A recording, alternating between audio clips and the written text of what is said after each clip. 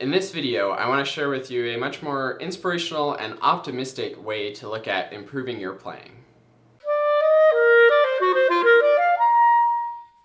So this is an idea that I first heard from the wind ensemble conductor at Northwestern, Dr. Mallory Thompson, and she would use this all the time, and I've been using it with my students lately, and the more I think about it, the more that I really like this perspective.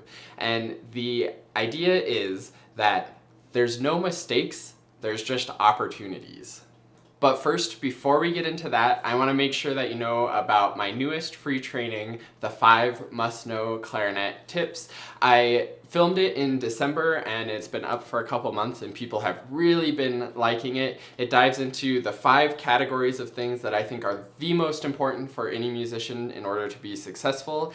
And I also give you little implementation challenges and sort of action steps to actually implement and do those things and have results and change your actions so that you can become better at practicing and a better clarinetist and musician. So if you haven't checked that out yet, go to quickstartclarinet.com/training. You put in your name and email to register for that, and then you can watch the over hour-long training immediately. I highly recommend it, and I would consider that maybe an opportunity. So let's talk about what it actually means that there's no mistakes but only opportunities.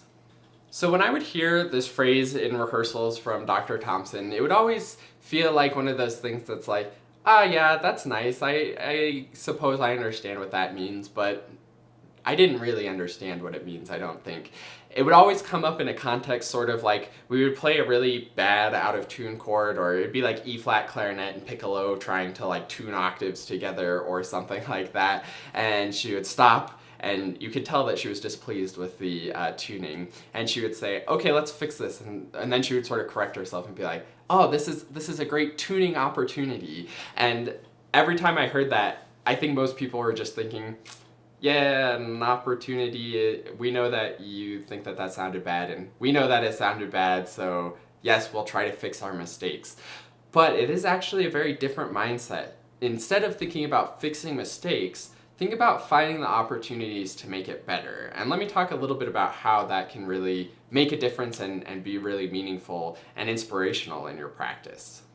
So when you're in the mindset of fixing mistakes, that's great, and it's important to fix mistakes and try to not make mistakes in the first place, but that's really sort of a negative mindset, or maybe even a comparison mindset, because how do you know it was a mistake? The only way that you know it was a mistake is because you're comparing it to what a perfect performance would be like. And that leaves you sort of always striving for a perfect performance, and also leaves you always disappointed, because you're always going to be disappointed at even the tiniest mistake you made, where it's like, nope, it wasn't perfect. If somebody had played that perfectly, it wouldn't sound like I did, because I made all these mistakes and I didn't fix all the mistakes.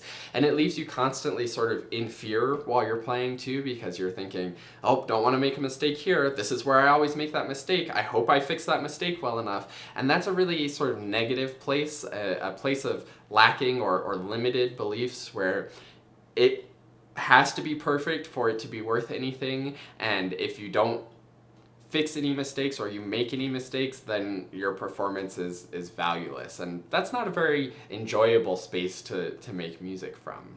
Now, if you take the opposite, where you think about looking for the opportunities to make it better, then you can take any quality of performance and think about ways to make it meaningfully better in an optimistic, inspirational, and positive way. So for example, if you took a beginning clarinetist playing hot cross buns, their sound quality is probably bad, that could be a mistake. Their rhythm probably has mistakes, maybe even they play a wrong note. And those are all these mistakes, and it's like, wow, you don't sound very good, and you have many mistakes to fix before you're going to have a perfect performance of hot cross buns. But if you reverse that and go from the opportunity approach, then it's like this budding flower that has all this potential to do such a better rendition of hot cross buns. There's an opportunity to improve the rhythm. There's an opportunity to play the correct notes. There's an opportunity to develop a good sound. And that's such a more optimistic and fun way to practice when you're looking for not what's wrong with this, but how can this be better? I also think that this mindset has the potential to really elevate your playing, especially if you're at about an intermediate level right now, because oftentimes intermediate players will play approximately the right rhythms and get the notes and maybe even be doing some dynamics and working on speeding up the tempo and things like that. But most intermediate players will play through something, and if there aren't any big obvious like rhythm or note mistakes, then they'll say, that was good. I did it correct. There weren't any mistakes that I noticed. And that's often where a teacher comes in to sort of point out some more mistakes for them to improve on. But if you switch the mindset, instead of being like, nope, that was mistake-free enough, you can switch the mindset to think, okay, I did it well, but where's the opportunity to make it better? Could I be even more precise with the rhythm? Could I think even more about better sound quality? Could I have better connections between the notes? Could I put more meaning and emotion behind the dynamics?